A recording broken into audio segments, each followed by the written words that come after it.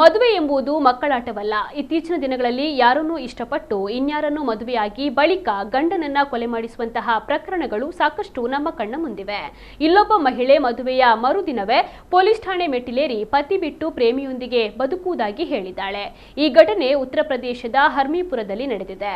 ಮದುವೆಯಾದ ಮರುದಿನ ಬೆಳಿಗ್ಗೆ ಮಹಿಳೆಯೊಬ್ಬರು ಪೊಲೀಸ್ ಠಾಣೆಗೆ ಬಂದು ಕುಟುಂಬದ ಒತ್ತಡದಿಂದ ಬಲವಂತವಾಗಿ ನನಗೆ ಮದುವೆಯನ್ನ ಮಾಡಲಾಗಿದೆ ಮತ್ತು ಬದಲಿಗೆ ತನ್ನ ಪ್ರೇಮಿಯೊಂದಿಗೆ ವಾಸಿಸಲು ಬಯಸ್ತಾ ಇರುವುದಾಗಿ ಪೊಲೀಸರಿಗೆ ತಿಳಿಸಿದ್ದಾಳೆ. ಪೊಲೀಸರು ಎರಡೂ ಕುಟುಂಬಗಳನ್ನ ಠಾಣೆಗೆ ಕರೆಸಿ ಹಲವಾರು ಗಂಟೆಗಳ ಕಾಲ ಕೌನ್ಸಿಲಿಂಗ್ ಅನ್ನು ನಡೆಸಿದ್ದಾರೆ. ರಾಜಿ ಮಾಡಿಕೊಳ್ಳುವ ಪ್ರಯತ್ನಗಳನ್ನ ಬಿಟ್ಟು ಮಹಿಳೆ ತನ್ನ ನಿರ್ಧಾರದ ಬಗ್ಗೆ ದೃಢವಾಗಿ ನಿಂತಿದ್ದಾಳೆ. ಯಾವುದೇ ಹಿಂದಿನ ಸಂಬಂಧದ ಬಗ್ಗೆ ತಿಳಿದಿರಲಿಲ್ಲ ಮತ್ತು ಅವಳ ಇಚ್ಛೆ ಮೊದಲೇ ತಿಳಿದಿದ್ರೆ ಈ ಮದುವೆಯೇ ಆಗ್ತಾ ಇರಲಿಲ್ಲ ಎಂದು ವರ ಪೊಲೀಸರಿಗೆ ತಿಳಿಸಿದ್ದಾನೆ. ಒಟ್ಟಿಗೆ ಬಾಳುವ ಯಾವುದೇ ಸಾಧ್ಯತೆ ಇಲ್ಲದ ಕಾರಣ ಎರಡೂ ಕಡೆಯವರು ಅದೇ ದಿನ ಪರಸ್ಪರ ಒಪ್ಪಿಗೆಯ ಮೂಲಕ ಬೇರೆಯಾಗಲು ಒಪ್ಪಿಕೊಂಡಿದ್ದಾರೆ.